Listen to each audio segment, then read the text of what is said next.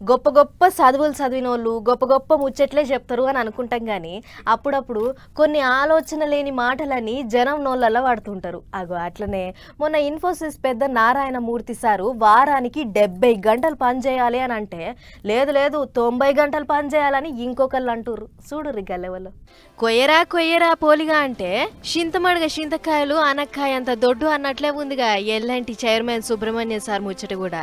కింద స్థాయి ఉద్యోగులకు మీరేం చెప్తారన్న పాపానికి మొనగాని ముచ్చటే చెప్పిండు సారు.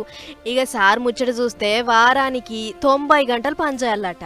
అంటే ఓ పండుగ లేదు పబ్బం లేదు ఆదివారం అంతకన్నా లేదన్నట్లు. అట్లా తెంపు లేకుండా చేసుడంటే సోమవారం కించి ఆదివారం దాకా దినం 12 గంటలకు ఎక్కువనే డ్యూటీ అన్నట్లు.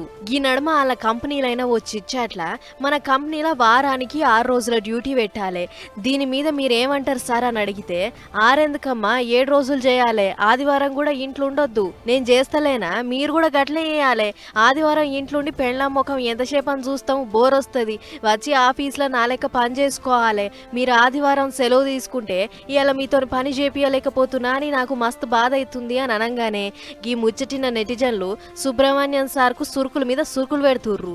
మీ ఇంటామెకు నీకు ఎట్లుంటుందో మాకైతే తెలియదు కానీ మేమైతే మా పెళ్ళాం పిల్లలతోనే ఆదివారం ఖుషిగా గడుపుతాం, ఇంత చేసేది వాళ్ళ కోసమే, వాళ్ళకే టైం ఇవ్వలేనప్పుడు నువ్వెందుకు నీ డ్యూటీ ఎందుకు అని సాఫ్ సీదా అడిగేస్తుర్రు.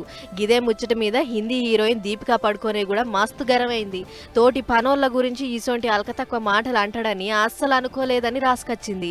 ఏమో పొర్రి మొన్న ఇన్ఫోసిస్ నారాయణ సారు 70 గంటలు, ఈయనేమో ఏకంగా 90 గంటలు. ఇక రేపు ఇంకోళ్ళు 100 అన్న అంటారు కావచ్చు.